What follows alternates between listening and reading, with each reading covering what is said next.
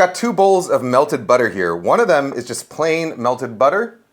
The other is melted butter that I continued to cook until the proteins started to brown like that. This is called brown butter, which has a nice, sweet, nutty aroma to it. It's also the secret to my brown butter cornbread, which we're gonna make right now. So brown butter, butter is about 80 to 82% fat, sometimes a little bit higher if you're talking European butter.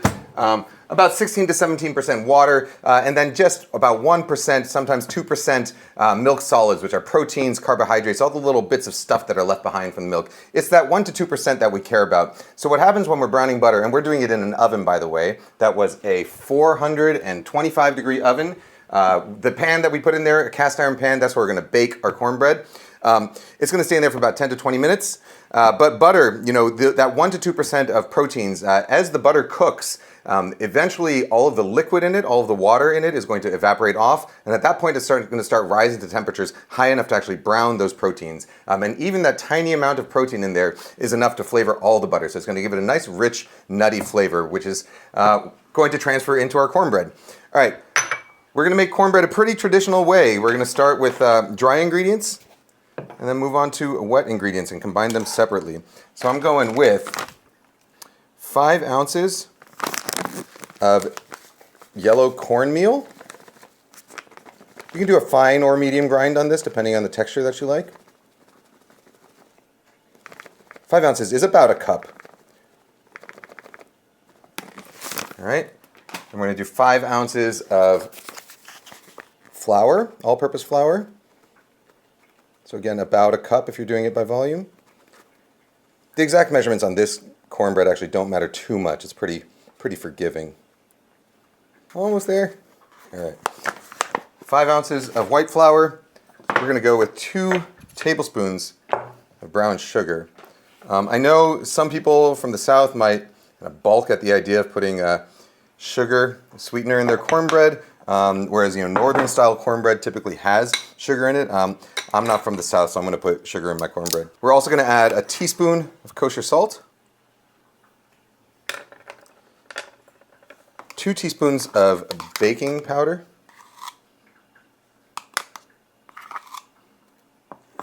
and a 1/4 teaspoon of baking soda.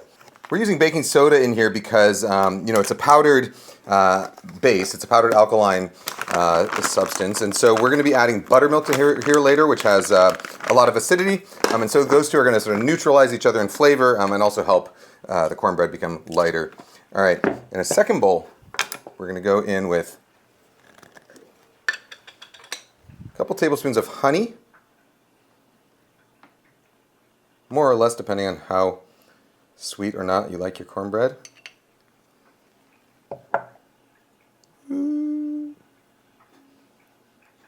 We're going to do 2 eggs. Oops.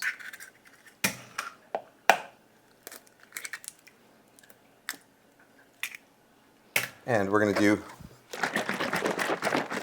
10 ounces of buttermilk. So I have an old printed recipe for this on Serious Eats that calls for buttermilk and sour cream, a mixture. You can absolutely use that if you want. If you're going to do that, I would do about 6 ounces of sour cream, 4 ounces of buttermilk. You could also do 6 ounces of sour cream and 4 ounces of regular milk if that's all you have in your fridge. Sour cream, I like it because it adds sort of real extra tanginess. The tanginess is much more pronounced than in buttermilk, so it really adds a tanginess to the cornbread. That said, I don't always have both of those things in my fridge at the same time. In fact, I very often have neither buttermilk nor sour cream, and so rather than buying 2 things, I'm going to do it with just the one. All right, so from here we'll whisk together our dry ingredients.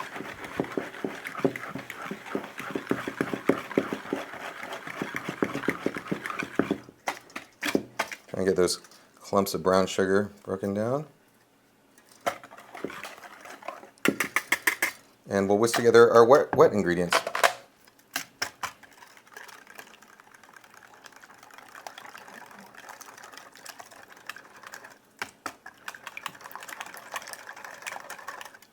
Now all we have to do is wait for that butter to brown. It takes about 10 to 20 minutes total, so I will see you back in a few minutes. All right, so the brown butter is ready. I just checked on it. And that is what we're looking for. You see, nice and brown. Not black yet, but nice and brown and a little foamy. I'm going to pour most of that butter out. We'll leave about a tablespoon behind in the skillet, just so that it stays nice and greased. And then the rest of that we're going to be whisking into our cornbread batter. So, wet ingredients into dry. Give it a little whisk. Whisk that brown butter right in, along with all of those sort of solids that come with it.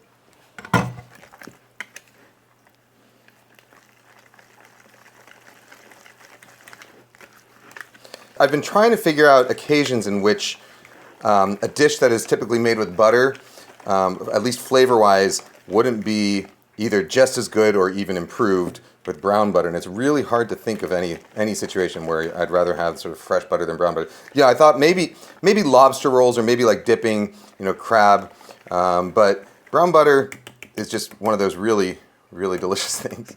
All right, that's our cornbread batter. I'm going to take my skillet now, the same skillet I just browned the butter in. I'm going to take that skillet and get my batter right into it.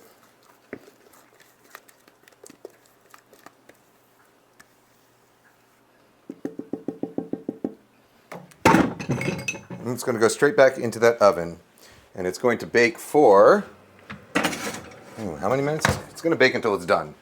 So I will see you in a little bit. All right, it's been 23 minutes or so. I just checked it to make sure it was done. But the way you do that is you want to take a skewer or a metal chopstick like this, stick it right in. Wood or metal works, actually. And you pull it out. And as long as there's no sort of wet batter remaining on there, it should be done. You can also give it a little flick and see if it sounds hollow. All right, so at this point, I'm going to just drizzle it with a little more honey. Not much.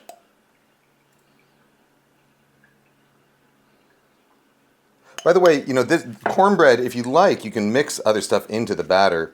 I especially like doing cilantro and diced chilies like jalapenos or serranos. Or you can do like a mix of like scallions and cheddar cheese, but you can do little bits of like bell pepper if you'd like. You can stick whatever you want in there. All right, this is a stick of butter that I'm now just glazing the top with. All this is strictly unnecessary, but if you really think about it, cornbread is also strictly unnecessary. All right, we're gonna let this cool just slightly, and then we are ready to eat. Cornbread is almost ready. Last thing I'm going to do is make a real quick black pepper honey butter to serve with it. So this is butter that I just microwaved on low power for about 45 seconds and then kind of beat up with a fork. We're going to put in a little drizzle of honey. This is unsalted butter, by the way, so I am going to add a nice pinch of salt to it. And then a bunch of coarsely ground black pepper. I'll just stir that all up.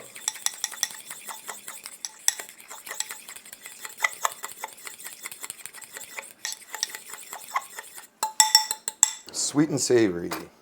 Just a little spicy from the black pepper.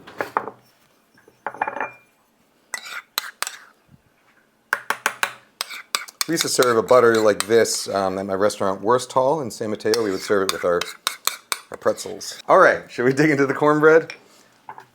I like to serve it straight out of the skillet. It's a cast iron skillet, so it's not really going to get harmed. Your knife is more likely to get harmed than the skillet is if you cut into it like this. But I'm just going to cut some squares.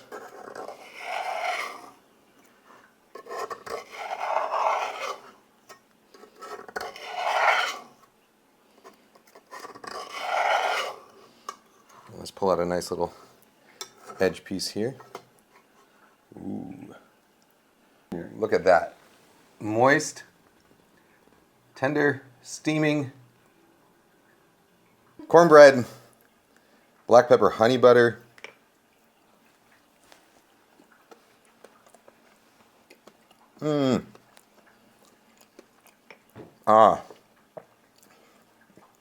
Yum. And other noises as well. All right, brown butter cornbread, super simple recipe. We start by browning butter in the skillet in the oven while we get together our remaining ingredients. That brown butter adds flavor into the cornbread that permeates it with that nutty flour flavor. Very simple set of ingredients. We bake it, and we're done. I like to serve it with black pepper honey butter.